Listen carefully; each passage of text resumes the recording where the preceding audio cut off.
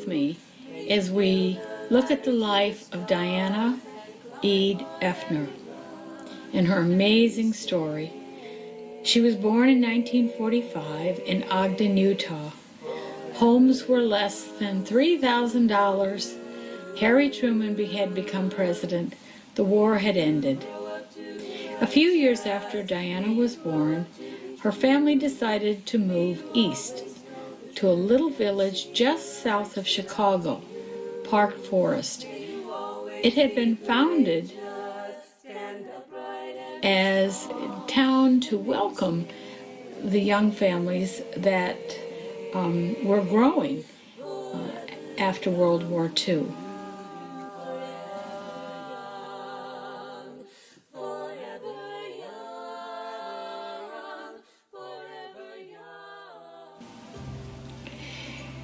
Dianna was the oldest of 3 daughters. Their mom loved to sew, so whenever she made a dress for Dianna, she would make a dress for Dianna's lovely Tony doll. And the Tony doll was Dianna's great companion. She wondered about becoming an artist as a child, and her mother told her she might think of other things to do in case being an artist didn't work out. But she kept her dream.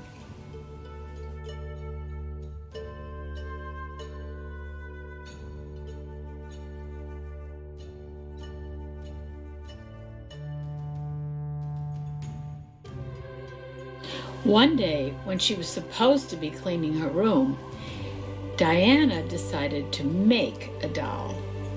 And this is Dianna Effner's first doll.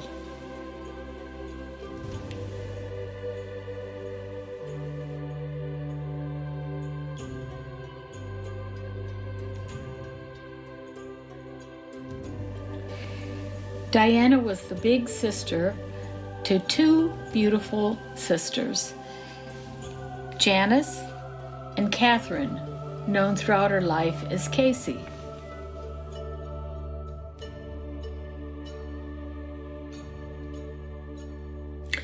After Dianna graduated in 1963, she headed to Bradley University, which is located in Peoria, Illinois, just southwest of Chicago, along the Illinois River.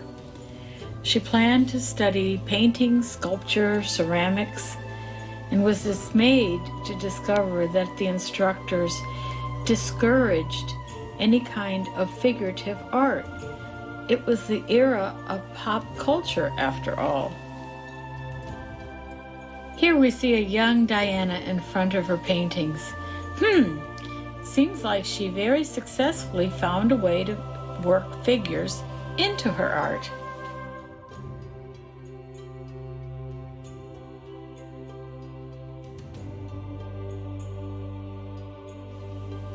A few years after graduating, Dianna met Randall Effner, and they began their beautiful family.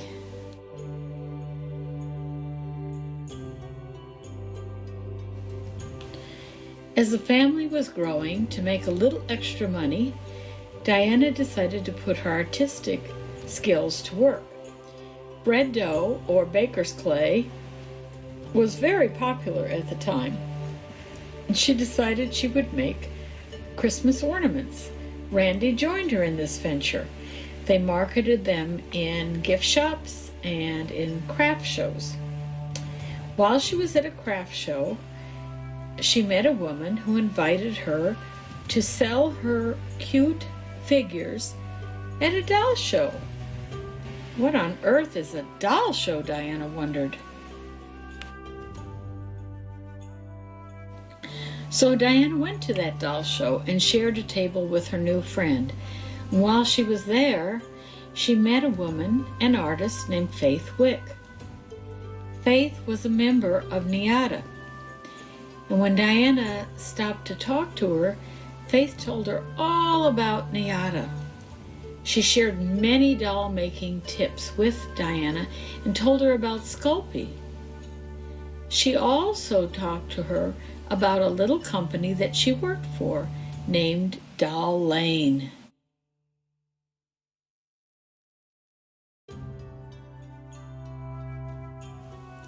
Faith, always enthusiastic, took Dianna over to meet the mother-daughter team who owned Doll Lane.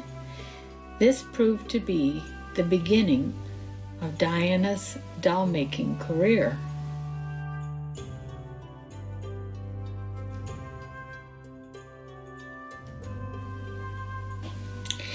The mother-daughter team asked Dianna if she would sculpt a few pieces for them, and so she did.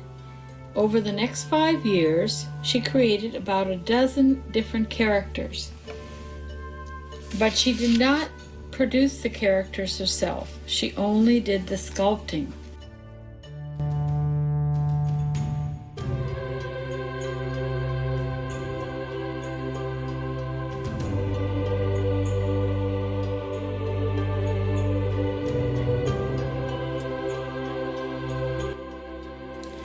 Dianna's first doll for Doll Lane was a hobo.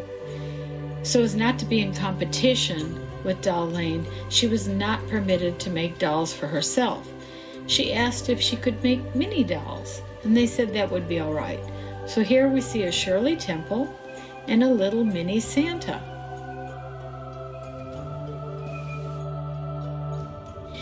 By 1980, Dianna and Randy decided to leave Peoria and move to a little homestead community in Jamestown, Missouri, with their 3 children.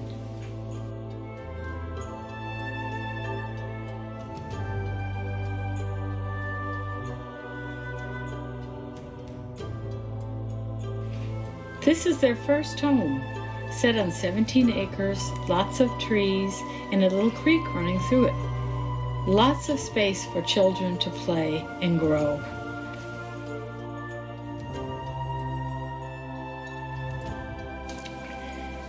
Dianna loved living in the countryside and their little homestead community. She so enjoyed watching the children playing. She thought of them as wildflowers, healthy, vibrant, unspoiled in every way.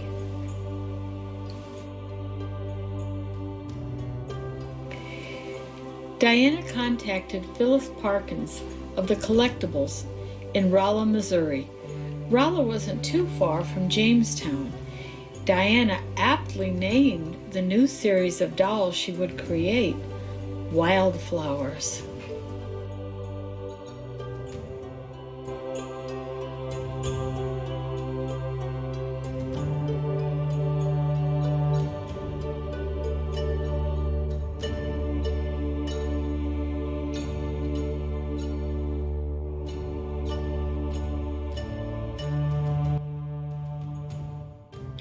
The 80s were a very busy time for the Effner family. Dianna was creating the Wildflower series. Randy was building their new timber home on the property, Dianna pitching in when she could. It would be a lovely place to have a garden and eventually a small coop for chickens. In the 70s, Faith Wick had spoken to Dianna about NIADA. Dianna wasted no time in finding books to read more about NIADA's artists. Helen Bullard's book was the first that she began devouring, in her own words. First volume 1 and then volume 2.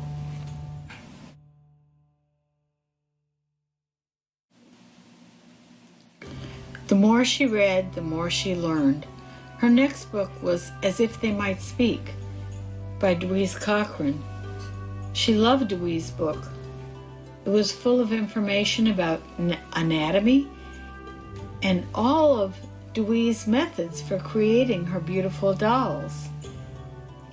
More and more, Dianna was beginning to feel that the NIADA artists were people she needed to meet.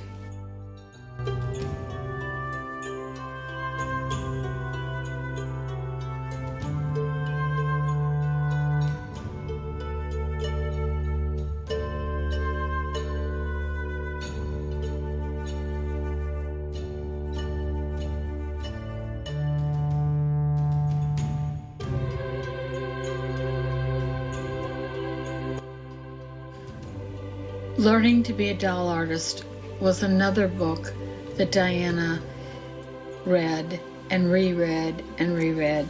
In it, Martha explains how to handle porcelain and how to create a doll with many joints.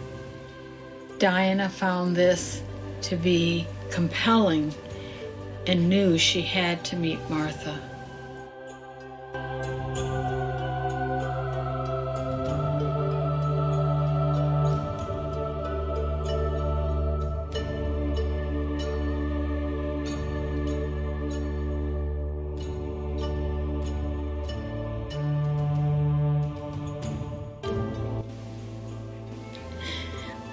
Martha was apprenticed to a master sculptor as a young girl. During World War II,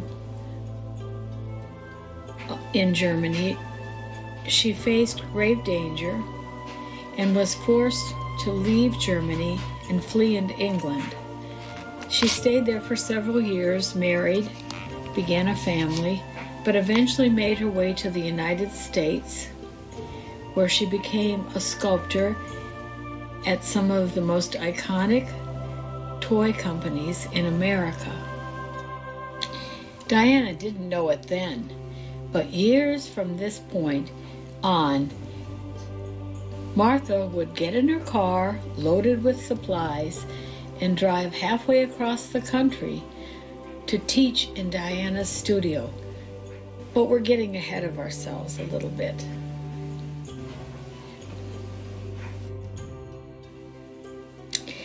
Dianna made plans to attend the UFDC convention in San Francisco in 1983. She knew that the NIADA artists would be holding a one-day exhibit, and she could meet and talk to many of the people she'd only been reading about up to this point. That was exciting for Dianna.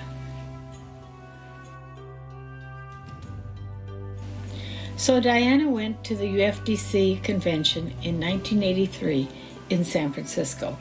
She entered a soft-sculpted granny doll, which won third prize, but definitely did not portend Dianna's success in porcelain in the years to come.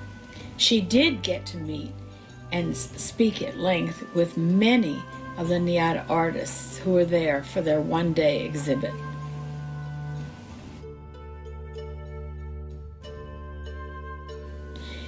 In the mid-'80s, Dianna was contacted by Ashton Drake, a large collectibles company. She was a little hesitant, but did go into an agreement with them to create fairy tale characters and later nursery rhyme characters. Again, Dianna did not have control over the final product, only the initial sculpt. Here we see Snips and Snails as Dianna presented him, and then as he later was issued.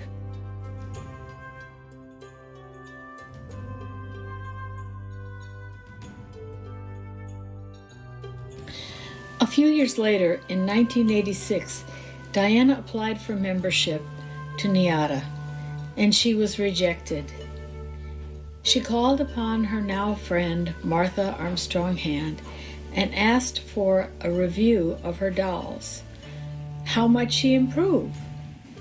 Well, Martha said, your dolls are very charming and sweet, but your faces are a little flat.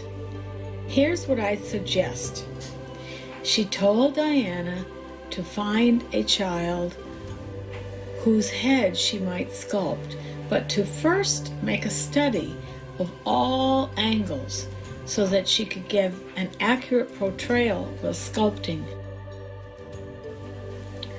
Martha's critique was very much appreciated by Dianna.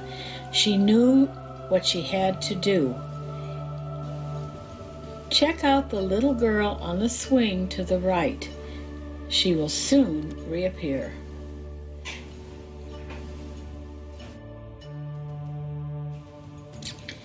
Dianna returned home. She knew just who she wanted to sculpt. One morning early, she went to the playground and she caught sight of the little girl and photographed her several different directions. She would turn this time while sculpting to potter's clay and not sculpey, that which she had been using.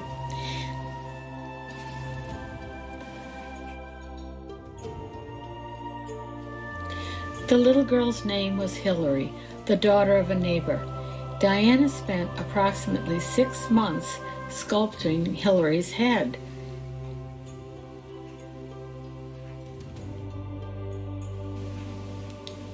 Next, Dianna would sculpt a little girl named Willow, the daughter of another neighbor of Dianna's. When the little girl's mother found out that Dianna wanted to sculpt Willow, she gave her a family album full of charming pictures of her daughter as a little girl, so Dianna could better understand her character. What a sweetheart.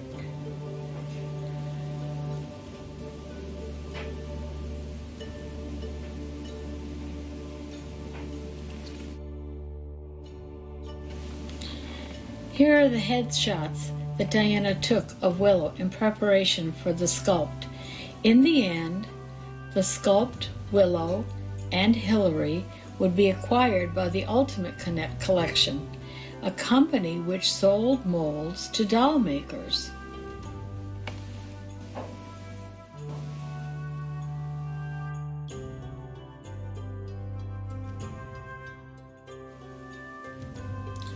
In 1989, a chance meeting with Jerry Uribe gave Dianna an opportunity to acquire an apprentice.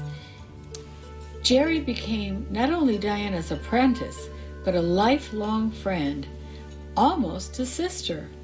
They worked side by side for the next 35 years, creating hundreds of dolls. Dianna taught Jerry the art of mold making, cleaning, painting, costuming, every facet of doll making one could imagine.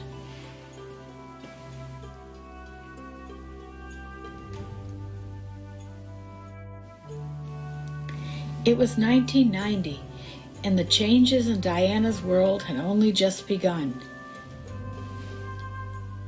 Dianna and Randy bought the Mercantile, a storied old building in the center of Jamestown that predated the Civil War.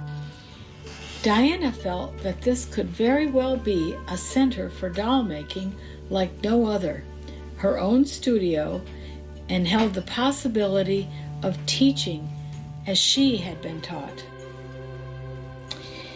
The Mercantile was located right next to the old post office. Very convenient if you're going to be shipping out dolls and supplies. A few years later, the Expressions building and warehouse would be built just to the left of the Mercantile. Here, in one spot, Dianna could now sculpt to her heart's content and then have her original molds created in the building next door, thereby offering artist-designed doll molds for the hobbyist all at one time. And Dianna would have complete control over the process. Dianna continued to collect books on doll making, every aspect of doll making. She's particularly looked for the books written by NIADA artists.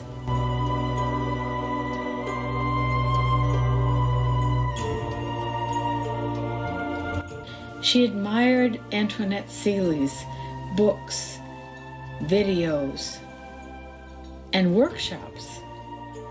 She admired Noni's sense of discipline, and especially she appreciated her willingness to share every detail that she had learned over the years. Sharing was something that Dianna learned from NIADA.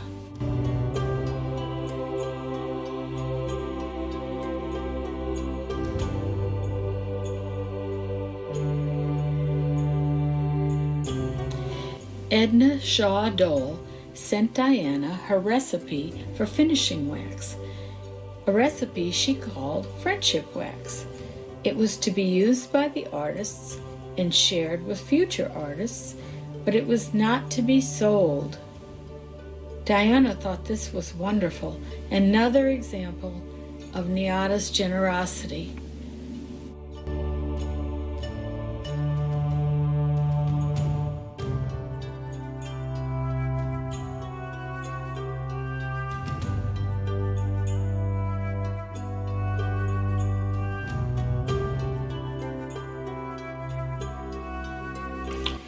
In mid-1990, Dianna was accepted into NIADA.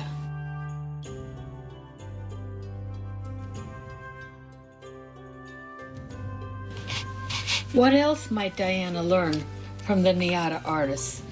Well, from Lisa Lichtenfels, a whole lot of patience and wonder at the art of the impossible. Who else could possibly stand for months at a time to use a curved needle and stitch one tiny stitch at a time to create an incredible figure? Lisa could. Dianna loved to tell stories with her dolls, and she marveled at the storytelling of Richard and Jody Krieger. How could Richard create such tiny, detailed accessories for the figures that Jody would sculpt?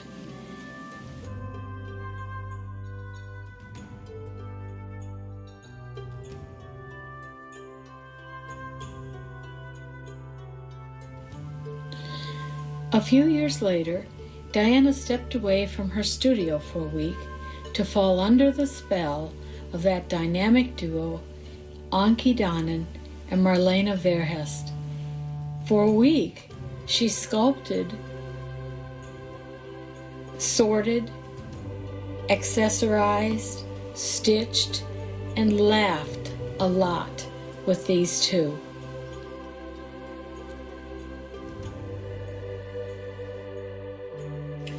Marlene offered this book this week. Dianna couldn't understand a word of it, but she bought it as a souvenir because Marlene's diagrams were wonderful.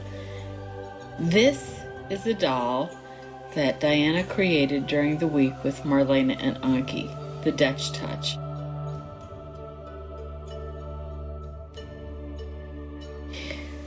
By 1992, the mercantile had been completely renovated and was ready for classes. Dianna was about to begin her teaching career. Let's visit the mercantile and see where new adventures were about to begin.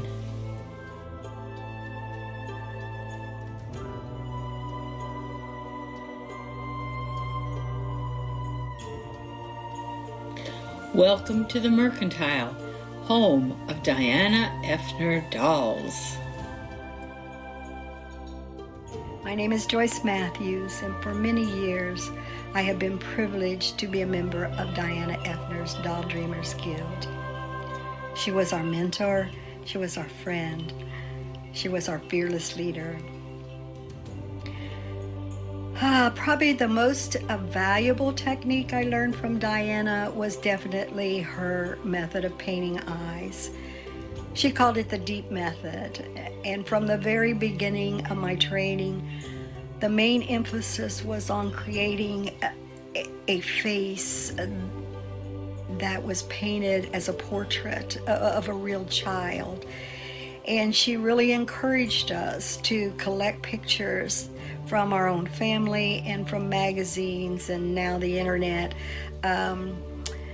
of real children and faces and expressions and children of different ethnic and cultures. Her greatest contribution to the art of the doll is her drive to promote the love of dolls. Lots and lots of fun happened in that old building. It wasn't fancy or ritzy, but it was warm and inviting and so inspiring to walk around early in the morning and look at all of her dolls and the way she presented them and the way she painted them and dressed them. You could see new projects she was starting, things she was working on. She was always looking for something new and doing something new with the dolls and with her sculpts. If you love dolls and you went to Jamestown, you were in the right place. And if Dianna was there, it was the right time. In that old mercantile building, we learned to make and paint dolls first in vinyl or porcelain and then in vinyl. We learned had lessons in costume design and sewing, hat making, sculpting, shoemaking, just about every aspect of dolls. We made trips to the feather farm. There is a feather farm there near Jamestown. And we bought feathers to put in our dolls' hats. I still have a great big box of hat feathers that I probably will never use. Before I left, I took many, many pictures of every room, every nook, every cranny of the mercantile. Because every room, every nook, every cranny held a precious memory for me, and I'm sure the other guild members. A memory of a group of ladies that love dolls and their fearless leader, Dianna Effner. She will never be replaced. The mercantile welcomed visiting artists. It was a place to study, share, and enjoy good times, learning as they went along. Dianna loved to garden and cook. Her family often gathered here for celebrations. And for more than a decade, so did artists and doll makers from around the world. The family and friends of Dianna looked forward to the day after Thanksgiving because it usually meant that Dianna would make a large pot of her turkey noodle soup. Doll makers gathering for seminars and workshops were treated like family. Good times had by all. Let's visit the upper level where students stayed and studied. Jerry reports that she often heard Dianna tap dancing and singing as she came down the long hallway.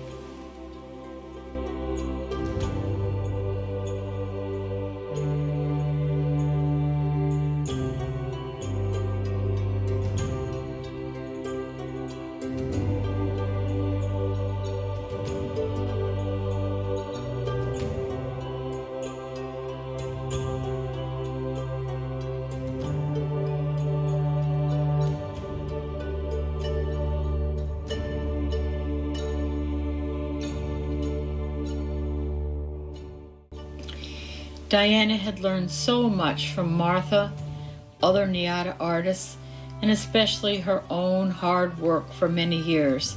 She was ready to pass it on.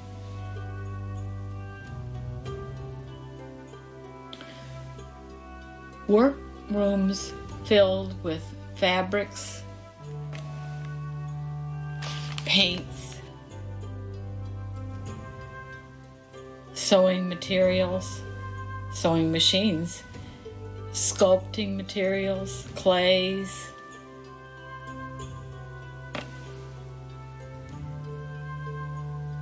It was all here in the classrooms. It was a beautiful space.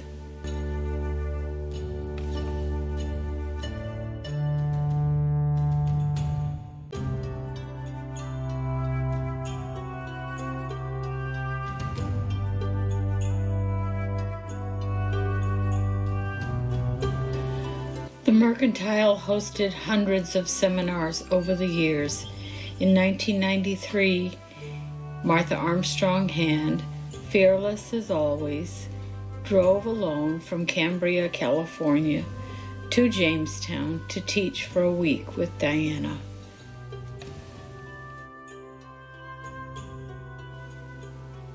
All the while, Dianna was sculpting. Her daughters had grown and were starting families of their own. Dianna was about to find many new sources of inspiration for new dolls. Dianna would sculpt, and then the sculpt would be taken next door to Expressions, where a mold would be made. Eventually, it would be made available to hobbyists and doll makers around the world.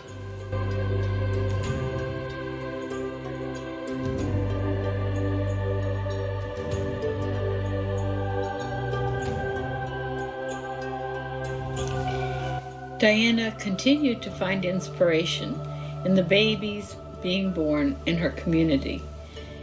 But as her own family grew, she found a ready source of beautiful faces in the children that were her own, her grandchildren. Here are but a few of the charmers that found their way into Dianna's heart and became dolls.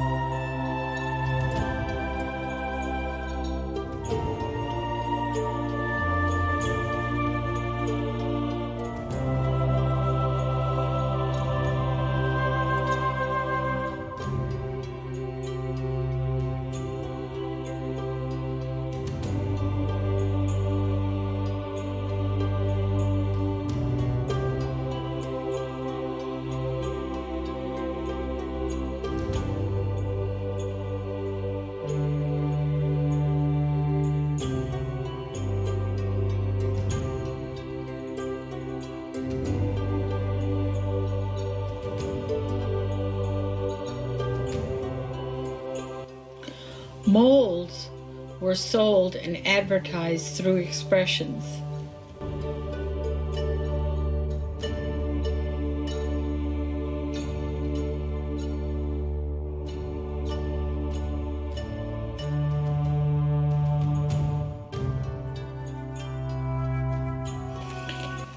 In addition to raising her family, running her business, teaching, she also loved to sing. She was a longtime member of the Missouri Sweet Adeline's Barbershop Quartet and was a tenor for the Vivid Image Quartet.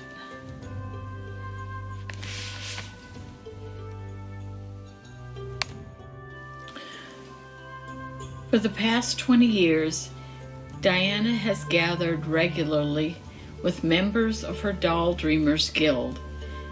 These women, all formerly accomplished porcelain doll makers, were as passionate about creating dolls as she was.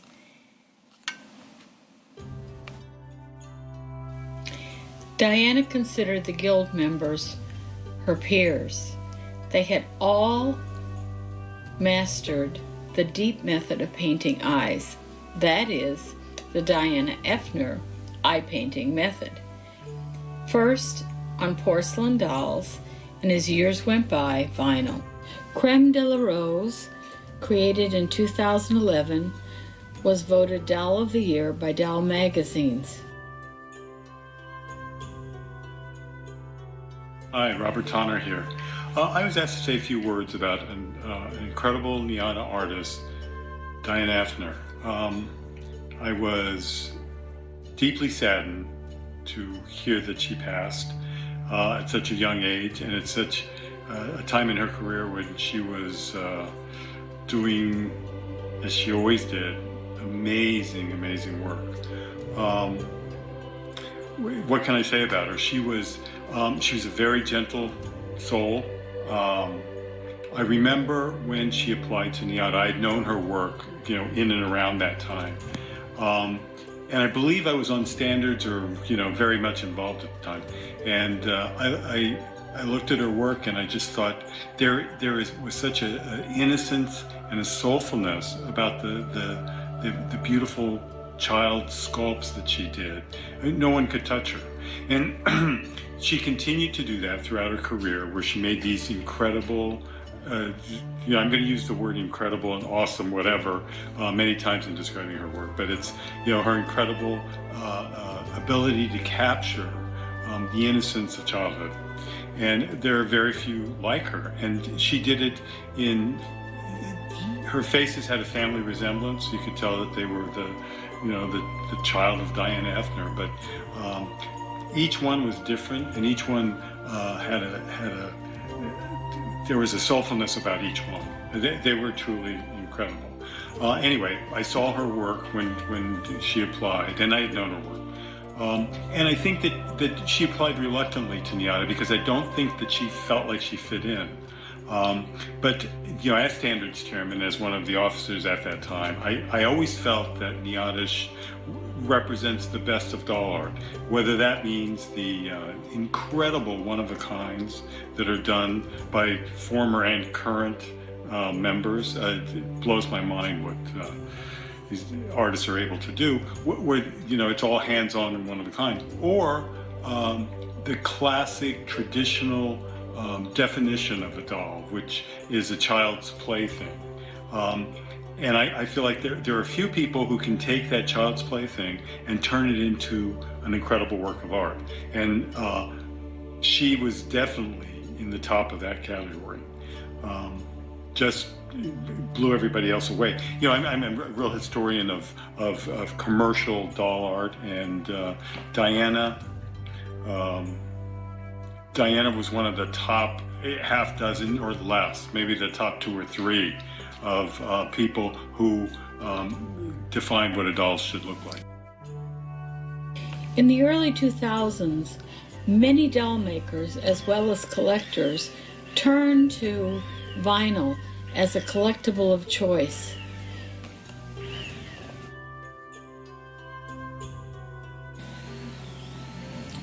Dianna made the decision to issue her popular darlings in vinyl, sculpt number 1 and sculpt number 2. This is the first of a long series of darlings to come, and her name is Isabel.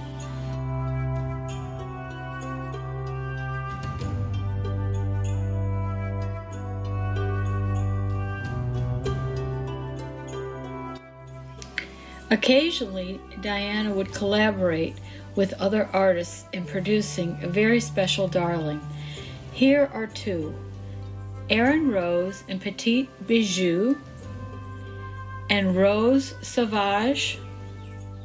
Both costumes were created by Magali Houle Dawson, who would eventually become a member of Diana's guild.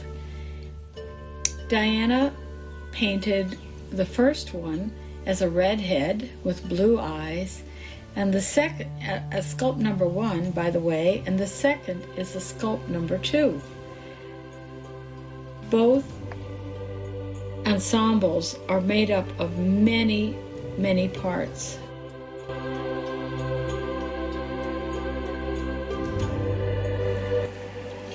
About a year later, Magali teamed up with Guild member Joyce Matthews to create the incredible Zen Demoiselle Papillon.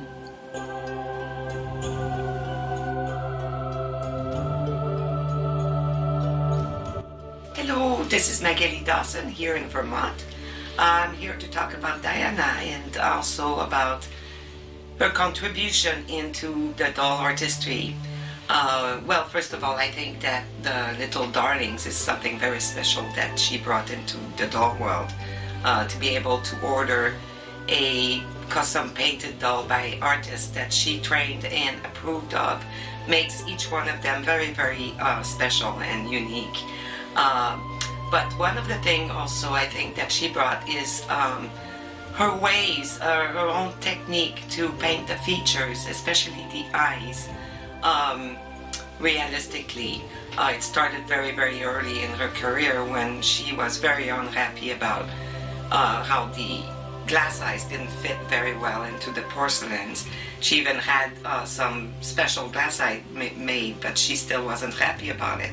So she decided to paint the features and the eyes. And to this day, collectors have a hard time believing that those eyes are painted.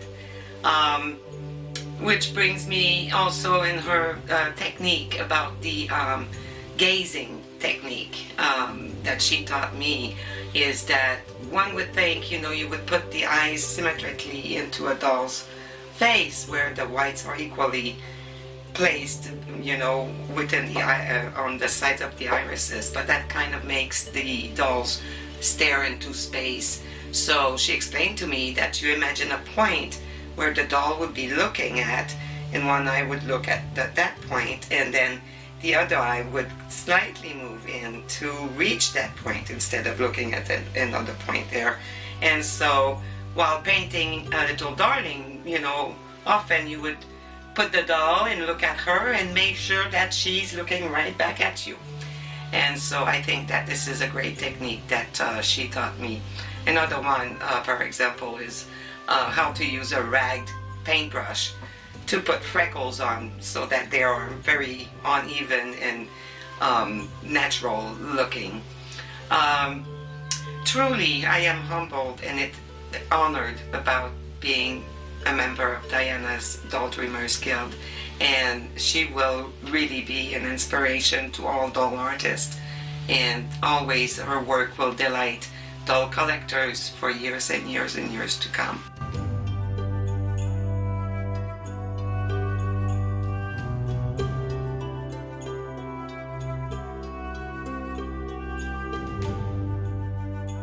There are only 4 sculpts in the Darling series.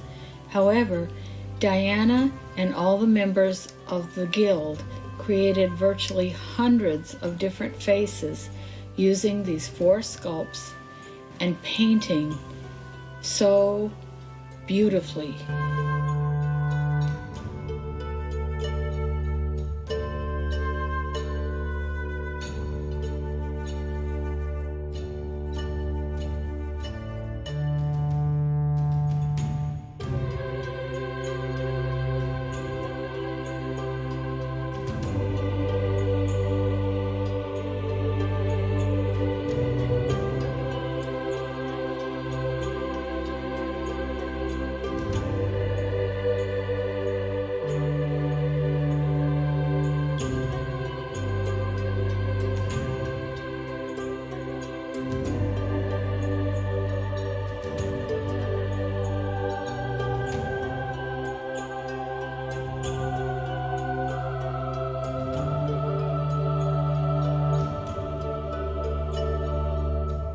Hi, my name's Leanne Carpenter and I am the 10th Little Darling artist in Dianna's Guild.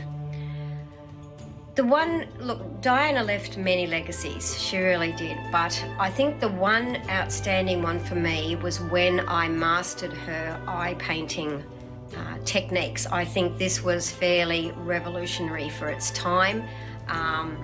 Certainly there were other eye painting techniques out there. Ron Booker was one to name. But she brought a realism. Her philosophy was the eyes are the windows to the soul, and you just can't always get the right expression using glass eyes, and you don't get the depth in the eye with the shading and all that. And to me, this will be the one thing that I feel that, especially she brought was this gaze technique to doll making, and it applies to anything, porcelain, rosin, BJDs, vinyl, anything. And I think, she was truly a pioneer amongst many other pioneers, but to me, the gaze technique was the one thing that I think stands out to me as her contribution to doll making in general. Thank you.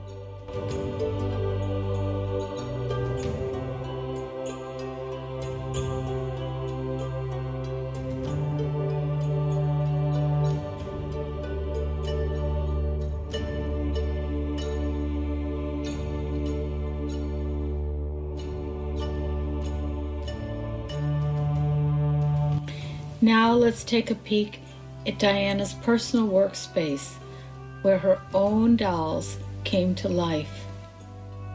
Storyboards, paints, potential costuming,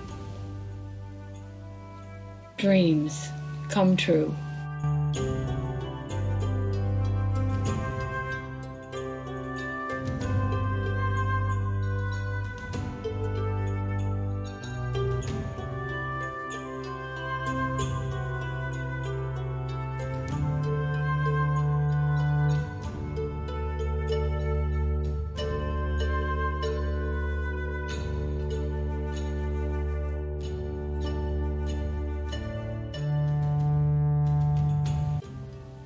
Near Dianna's desk is a bookcase full of souvenirs and other dolls from NIADA artists and others that she loved.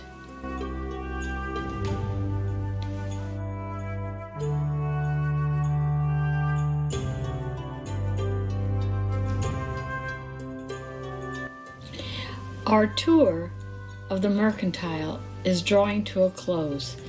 But let's end with a walk through the showroom, what visitors might see when they come through the front door. It's an amazing place to be. It's a record of many of the dolls Dianna has created over the years. Large, small, and everything in between. Mostly porcelain, but not all.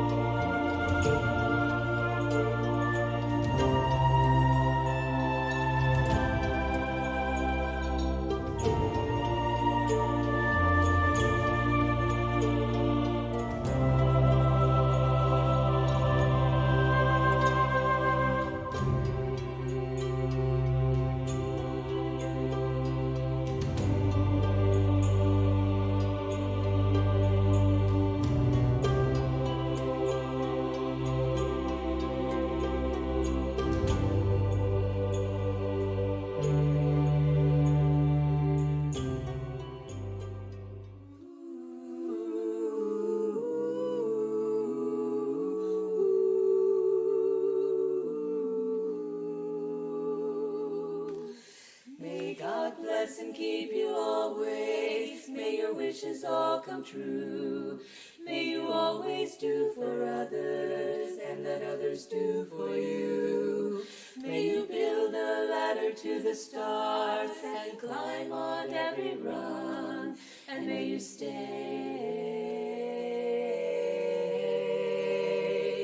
forever young. Do-do-do-do-do. May you grow up to be righteous. May you grow up to be true. May you always know the truth and see the light surrounding you.